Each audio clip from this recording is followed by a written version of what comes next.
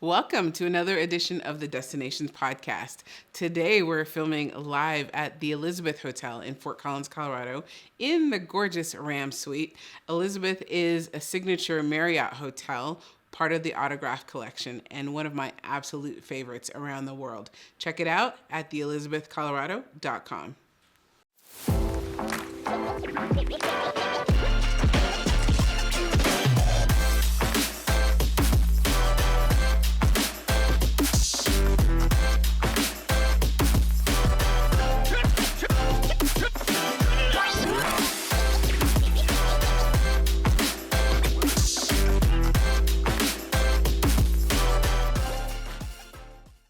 Welcome to another edition of the Destinations Podcast. I'm your host, Doni Aldine, and today we are here with Tanya, my water. You know what, Tanya? It's so funny. I'm so used to referring to you with my water that I forgot your last name. Mason. Tanya Mason. Oh my gosh. Tanya Mason, who is I hope I did you proud today. I actually didn't we've been filming for days, okay?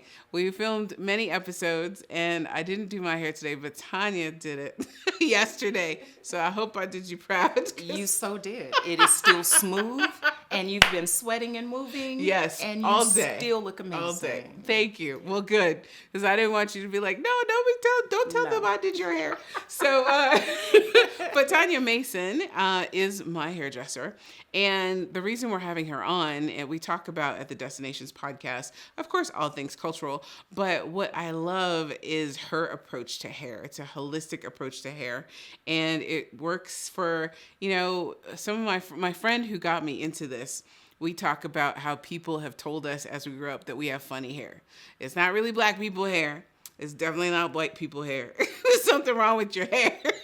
But we knew there was nothing wrong with our hair, but it was awesome to find someone who could not only work with all hair types, all textured hair types, all cultural hair types, but actually did it in a holistic manner that's healthy for your hair, healthy for your scalp, helps it grow, helps you retain it. And we're going to talk to her today. So, hello. Thank you so much for having me. Thanks for being here. I'm so excited to have you. Me too. So, you all heard me say my water. Yes. That is Tanya's product, right? So we're going to get into it. Tanya's all about water. It's not only the water that she puts on your hair that gives you this silky effect, but also the water that you put in your body. One of the main things about what she does, what you do, is educating people about the health of your hair, which is the health of your skin and your nails as well, and the importance of hydration and what that does for not only hydration, but hydration with the proper water, right? What that does for your appearance, what that does for your self-esteem, because a lot of people start to lose hair. A lot of people's scalp isn't as healthy as it could be, and all of that affects your appearance. Correct. So tell us the foundation of what you do. So, like you said, I decided to embark on a new journey, which is a holistic one. Understand, I'm 30 years behind the chair. Nothing new to me about the hair, but there was a lot of confusions that I had coming out of beauty school. Okay. And I went back to be an educator. That's how confused I was. I decided to go back, become an educator for Empire Beauty Schools, where I then closed the gap and merged the bridge of my confusion. It was like, you don't train on trims. This isn't an educational foundation to really help me in the industry. It's just to take the test, right? So even myself, I came out of beauty school really confused because I was not prepared for the industry like I had thought. So this is what embarked on the holistic journey, because I've always been that child to ask why. I used to get in trouble for asking why. My mother would say, a child doesn't question an adult. So I always had to research, right?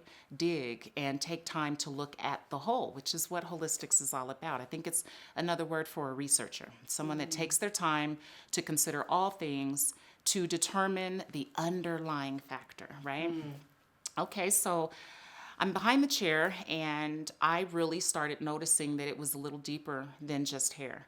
I was noticing the scalp issues. I was noticing the skin issues. When I would have a client in the bowl, I could see that the face may be a little unbalanced. So I started realizing I've got a bigger challenge here in front of me, more than just hair. I am a licensed cosmetologist, so I'm not limited to just the hair. I also hold a license as an esthetician as well as a nail tech. And so I have struggled in all these areas, like you.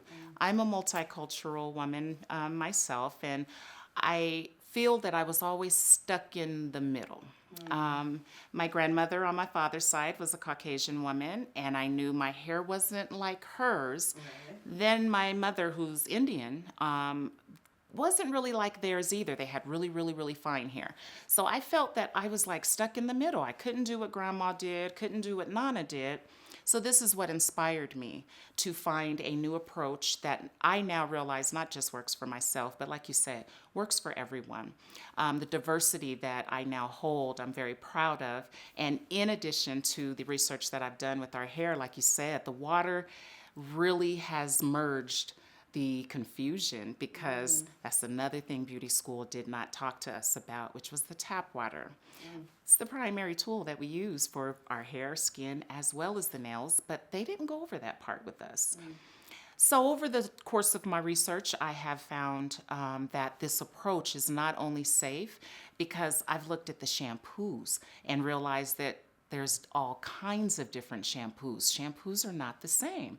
I've looked at things like tools, all blow dryers are not the same. So I've had to take some time for us to just dissect all of these attributes of the industry and determine what's better. I don't really say anything is wrong, right? But I do know that we can always get better in life, which is also how I got to studying water for the inside of the body. Wow. So tell us a little bit about the water for the inside and the importance of that. So, super important. Hydration is the number one key, I feel, and factor for ultimate beauty. And then we have to go down so many different roads with water. It's a very sensitive and complex subject. However, I feel that I've learned it in a way that I can now say it to someone else to where it would have made sense to me, because water is very confusing.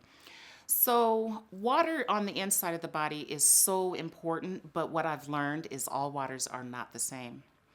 And in that, we have to do the holistics and go a little further to find out the source. The source is what determines the level or the quality of the water. And if we're drinking lower quality water, it has been found, for instance, if it's gone through a treatment facility, it may be just a little treated to the point, based on the numbers in that zip code, very, very high, to where it may not be helpful for us on the inside. I myself became very ill at one point, and I have to admit, I was drinking tap water.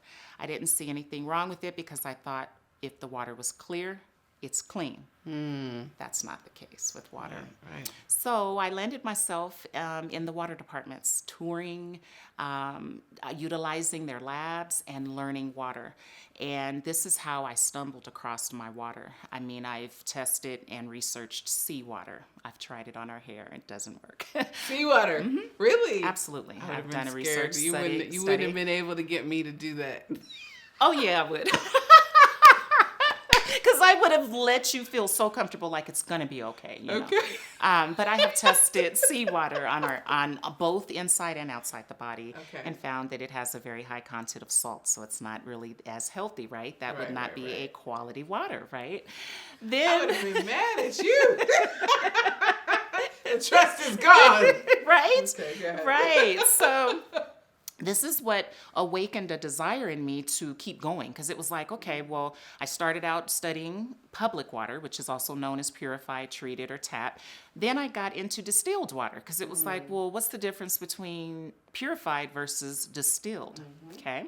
And found out through the research, oh, that just means it's been boiled, which is the distillation process of water. Okay. But then I heard, well, what is spring water, and where does that come from? And then along that journey, someone sprinkled the word artesian water into my ear. So I'm like, what water is that?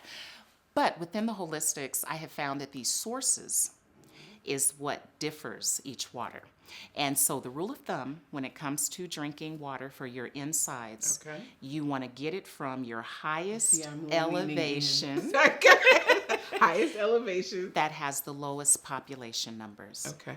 Okay. So here in No Colorado, matter where you are in the world. correct. Right. So I travel a lot and have found that even the selection and elevations of mountains differ around the world. So you may say, oh, well, I live in Spain and I have mountains here. Well, we still got to do the holistics. Let's look at the elevation because some mountains are low and within high populated areas. So this type of research has just really helped me to lead better, to help better, and to understand the challenges that we face a little better. So you also are a proponent of measuring the water, the parts per million in the water that you're drinking, just to check and see, right? And as you go to these different places, maybe you're looking for a source. Let's say you move to a different country, which a lot of our population does, and you're looking for a good source of water. You need to check the parts per million. Correct. So how do you do that? So there is tools that you can purchase like on Amazon, and parts per million tool, you may think, well, what is that?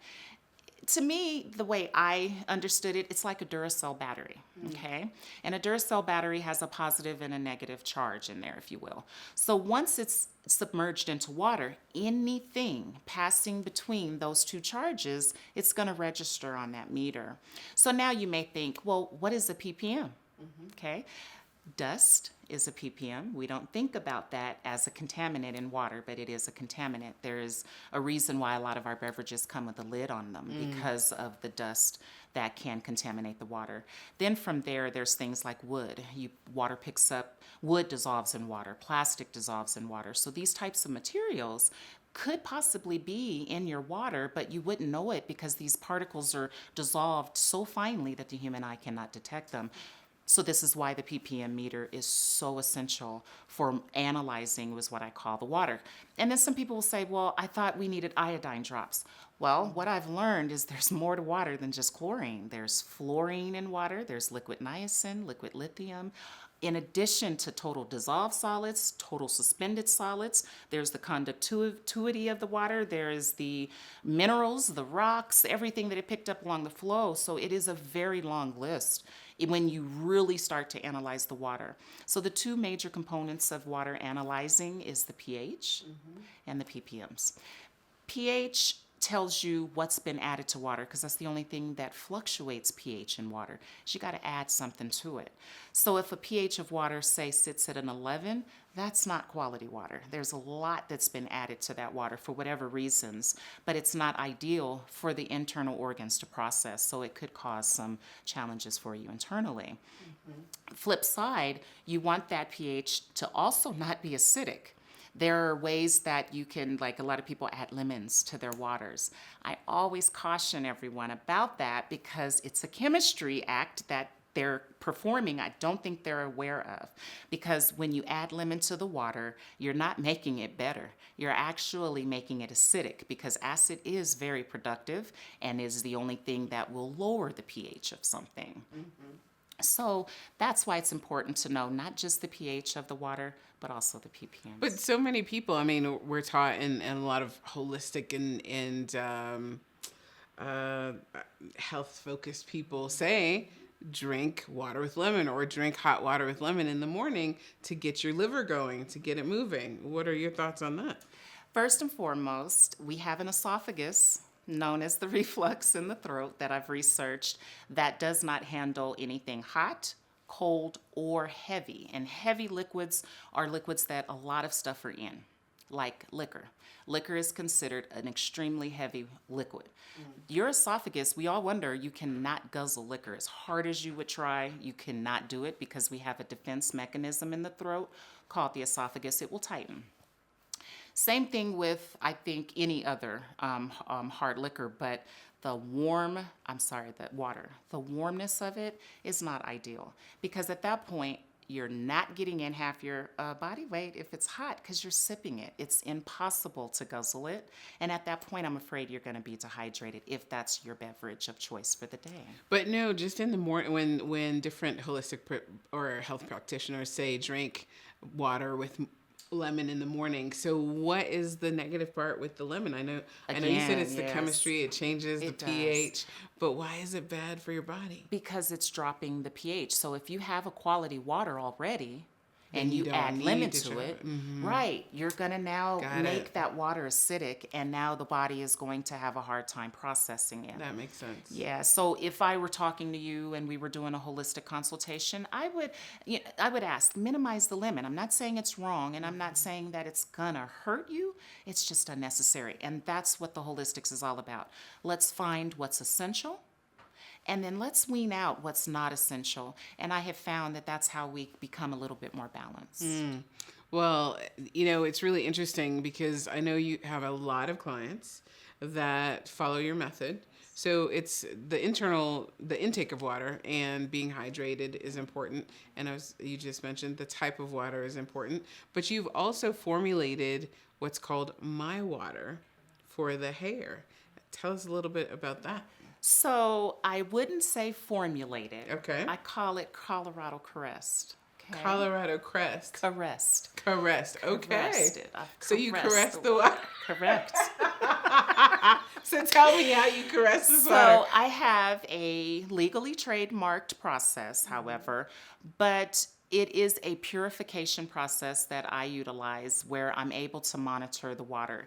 It's a lengthy process that I use, and I can say this to you that it reminds me of the filtering of our oil when we fry something in the kitchen, right? I don't fry anything. I used to. My mother used to fry chicken, okay? And a common practice was reusing and restoring the oil, okay? So you used a strainer, right? Oh. That's a form of a filter, Okay. okay? But when you run that oil through that filter one time, which is known as a single stage filtration, it's not catching everything, is it? Right. No. Right. We still got a little bit of crumbs that got through the holes. But what will happen if we sent that water that we've sent through the filter through another filter? What would we think would happen? Well, it'll get a little more Catch filtered. a little more, Yeah, right? yeah. So in the analyzing of water, you just got to keep going. This is why it's important to know the source, start out low, start with the quality water, and you won't have to do much to it. So my process is very, very simple now that I know have the knowledge of water and I stumbled across this water through making a product. This is how I was introduced to distilled water, was through product formulating. Tried My Water because I've tried spring water and products. I've tried tap water. I've went and got toilet water. I also tried seawater. I tried reservoir water. And the My Water that I've named My Water was by far the best water that softened better than any other water. Because we all know tap water is not kind when it comes to softening hair and the skin. Right. So tell me how you use this with your clients. So it is a post-treatment to the tap water. It's not a cleanser. It's not a conditioner. It is a post-treatment to the tap water. It's a universal solvent. So what that means is when things are wet, I'd always use the comparison like dishes.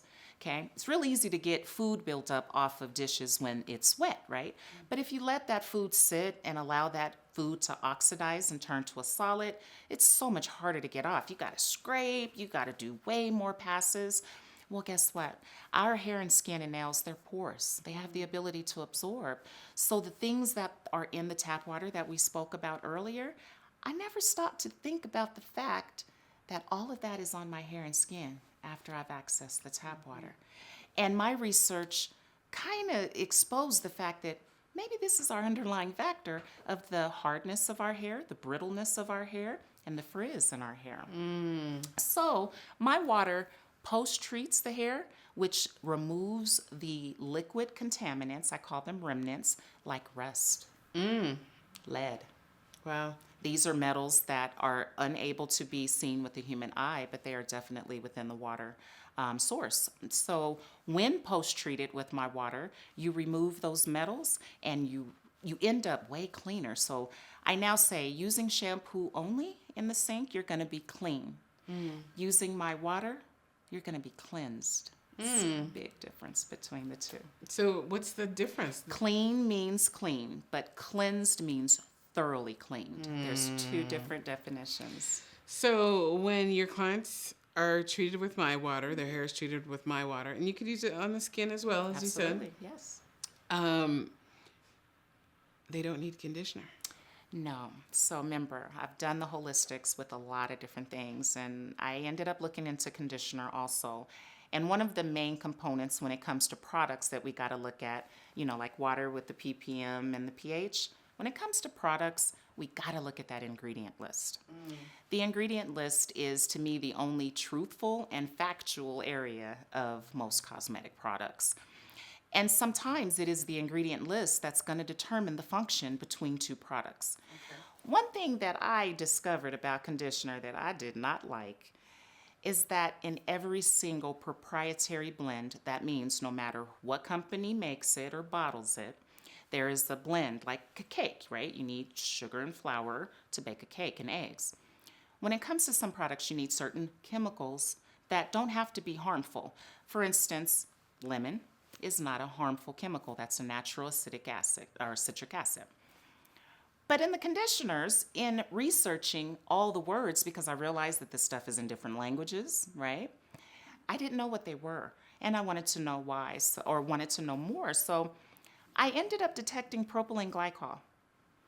I always ask, do you know what propylene glycol is used for? It's not. Let me help.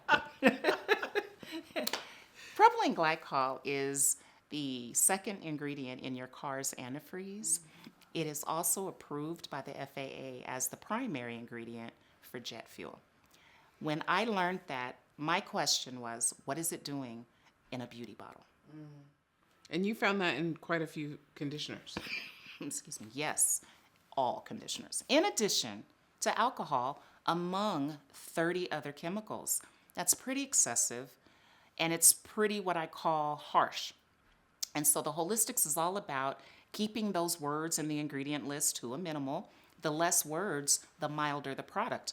The more words, the stronger. Remember, we were talking about heavy liquids. The more you add to something, you may be damaging the function. So with the conditioner, I came across an angel at one point in my journey, and it was the owner of a beauty line that I had become a distributor for, called Elucence Beauty and Wellness. And in training, you have to learn about all the products that you are getting ready to sell, right? We get to the conditioner. And on their bottle, they had a unique directive, which was if conditioning is needed, apply Elucence's conditioner. So I had a question. Remember, I used to get in trouble when I was little. Yes. My concern was, why are you misleading our wavy community to believe they don't need conditioner or that it's an option? And he said very confidently to me, because Tanya, it's not. Oh, wait a minute. You must think my hair is straight naturally. I have wavy hair and there is no way I could do my hair without conditioner. He stood his ground and he said, well, Tanya, I hate to tell you this, but it's not needed with every single shampoo. And in fact, it's a styling product. It's not a hair softener. So that bothered me. I was totally shook and disturbed because not only had I used conditioner on my hair, I was also putting clients under a hooded dryer with a plastic baggie on their head on top of that, calling it a deep conditioning treatment. Beauty school didn't train me or educate me on the ingredients in the products. They just introduced the products to us. Big difference. So with all of that, I realized, he took me back to my basics. And I was born in 75. And so I had to stop and think and do the holistics. And I said, he's right. I didn't use conditioner when I was younger. In fact, conditioner didn't even hit the market until 1991. VO5 was the first manufacturer to introduce conditioner to the world. And at that time, if you remember, it was called a repair treatment. Over time, as other things I think happen over time, they get a little unscrewed and they get twisted and renamed. So I think that's what happened with the action of conditioner, because so many think that it's going to soften their hair. And I always say, it does. anything wet's going to soften your hair. Kerosene will soften your hair. Keratin will soften your hair. Protein will soften your hair. Even alcohol is going to soften your hair while it's wet. But now we have to think about what is it going to do once it dries. And this is where the difference comes into play. So I like to compare. When my water dries on your hair is going to be soft. But when conditioner dries on our hair, we've got a different result once it dries. It's a little brittle, little unmanageable, and I've found that that's not the result that we're looking for. Wow. That is going to blow a lot of people's minds. I think so. A lot of minds are already blown. Well, I mean, I've been telling people for all year, I haven't put conditioner in my hair. And at the time, conditioner or oils in my hair for over a year. And they just think I'm crazy, I think. Yeah, it's shell shocking to hear because we all have been using it for so many years. I think that we all think it's essential. And I have found the holistics and the research revealed that, wow, it's not essential. It is helpful in styling when you want to wear your hair wet and you want to set your pattern into play. That's when conditioner is helpful. But once you choose to change your style and you want to blow dry and use a flat iron or curling iron, it's at that point we need to be careful on what we're using so that we're not further damaging the hair once it dries. So, you know, what I've noticed with my water is everyone's texture gets silky. Yes. It's very easy to manage. Detangling is a thing of the past. I can't remember when I detangled. To tell Or you the truth. struggled with it, right? Right. I mean, I think at first when my hair was transitioning and there were the damaged areas that had to grow out, there were parts that would get a knot or whatever. But that was very easy to comb through. But now, I mean, even with I don't know if you remember, but at first I was like, you're going to use that little thin tooth comb on my hair? What? And I went right through it with no problem. And now, I mean, I picked those up like nothing. I never would have expected that. Never would have expected that. It's a hair heaven, I have to admit. But the thing though, I mean, I remember when I first started getting my hair done with you, I could not keep my fingers out of my hair. Like it feels great at all times. At all times. It does. And I think we've been so distracted for so many years. I think we have all fell into a place where it's like, it's never going to change. It's never going to get any better. There's nothing that's going to help. Excuse me. Pardon me. So we don't think that there's anything that can help, right?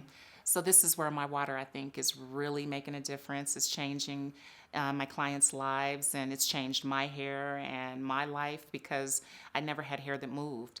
And now I've got this hair that I know. That's usually the moment of the truth when some wind blows and people are like, how is your hair moving like that? Yeah. Yes. No more stiff hair. I mean, I love that. I remember, back in the 80s, like when people would have their hair straightened and they'd put their hair down, the hair would go up like in the back like this. Yes. Yes. We called that the ski slope. The ski slope. Yes. It was an accent. Oh, God. Well, I absolutely love it. I was speaking with Antoinette, who's the person who turned me on to you because I saw her one day and I said, your hair looks fantastic. It was shiny. It was blowing. Looked absolutely beautiful. And her hair always looked beautiful, but it was like next level beautiful this time. And she told me about you and I was skeptical. I was like, I came though because her hair looked so good. Right? Thank you. And we were talking yesterday and said, never has our hair been so manageable.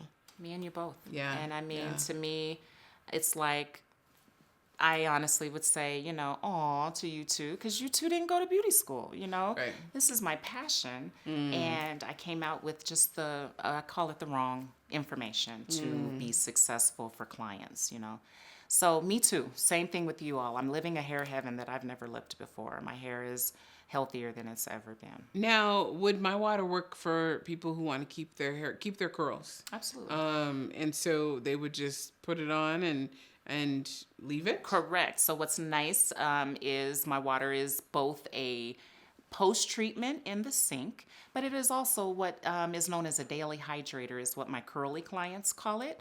Because as we know, when we use the styling products, our hair gets a little crunchy, a little brittle. And if we try to comb through that, you're definitely going to break hairs, right? And then at that point, it takes years for it to grow back. So my water serves as a softening hydrator because it immediately softens it, allows you to comb through your curls without snagging any hair out. And now because it's so much cleaner, because remember, our hair carries a lot of dust. We don't think about that part of life, but we are covered in a lot of dust.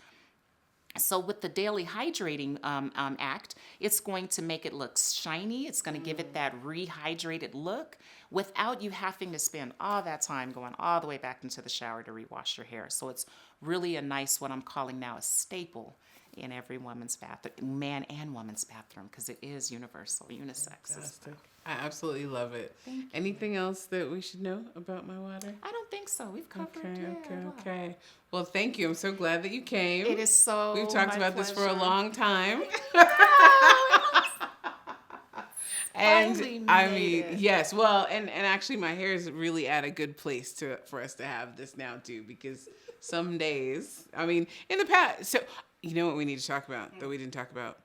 How we grew it out without cutting off all the damaged hair. Yeah. So in my salon, in addition to my amazing product that I have, I've also designed and created a restoration program. This is huge because the research that I've done, I found that it's not a hairstyle most women are really into. They're into the care and getting more hair. Okay. So with my restoration program, I started learning, and through my clients, it's not like beauty school taught me this or anyone else at that point, fact. It was through the chair. And I've always had a passion and an eye to notice, even if a client goes backwards, that's an uncomfortable conversation to have, but I can kind of tell you've suffered some hair loss here or there. But then I had some clients that was like, how is her hair growing so fast? And how come these other clients are not growing? So the research revealed that there was a formula that was being followed by these individuals that were growing in my chair, and I wasn't even following it. And it was being seen a certain cycle or consistency of appointments. The home care was essential, like wrapping of the hair. I never wrapped my hair prior to someone telling me I should at night. That helped half of my struggles go away because I wasn't as wild when I woke up in the morning. But I think the restoration program is unique because, just like you said, those that come to me, it's kind of like church. Come as you are. And I'm not going to take away what you've already accumulated before coming, because that's huge. Most women and men that have length, they value it big time. And the number one reason that a lot of individuals are not going to salons today is because they've been traumatized with the chop, right? The big chop. Everyone knows about it. So with the restoration program I have created, it allows you to keep your length. Yes, you may have some holes. Yes, you may be a little uneven, but restoration is all about restoring, taking you back to where you were before without removing or taking away what you have. And what I have found is there's an additional formula that I have created, which is called CPC. It stands for commitment, patience, and consistency. Okay. I didn't know this, but you preached all of it. Yep. So with that, and I really cater that to my whole lifestyle. You know, you got to be consistent, you got to be patient and committed. And so these clients that were growing in my chair, they were following this formula. They were in the chair every 2 weeks, wrapping their hair at home at night. Not chopping, just trimming. And I was seeing that their hair is growing, yet I'm trimming this consistently and frequently. So honestly, the clients of Tanya Does Hair LLC are the ones that designed and helped me to establish this amazing restoration program that allows you to keep what you have. And through my progressive photos that you know about, that's how I monitor your progress with me. To ensure, and as you know, if I see a problem, it's like we need to adjust. Like, what did you do? There's a chunk missing right here. Yeah, because that is when you're with someone that really cares. Someone that cares is not afraid to bring up the challenges and the problems. But the restoration, I think, is amazing because even your hair, you have transitioned, which means you've got this amazing growth coming in at the scalp while we've kept the existing length, right? But that was the beauty in the whole restoration is you never got any shorter, yet you've gotten so much fuller. Whereas prior to my research, I really thought I would have had to cut you into a beautiful bob in order to give you healthy hair. And the restoration program allows us to have that option to keep what we have. Well, I love it. I came to you after having my hair in a protective style for a long time, thinking that I was doing something for it, and realizing after your process that it actually damaged my hair. And loving the results now. So Yay, I'm thank you. So thank happy. You, thank it you. is so my pleasure, and you do look amazing. Thank you so much. You're welcome. And thank you for joining. I hope you learned something about water, about hydration, about different ways to care for hair and care for it holistically. So we want to give you information that's great for, in this case, all types of hair, multicultural hair, and ways for you to make sure that you live in full color.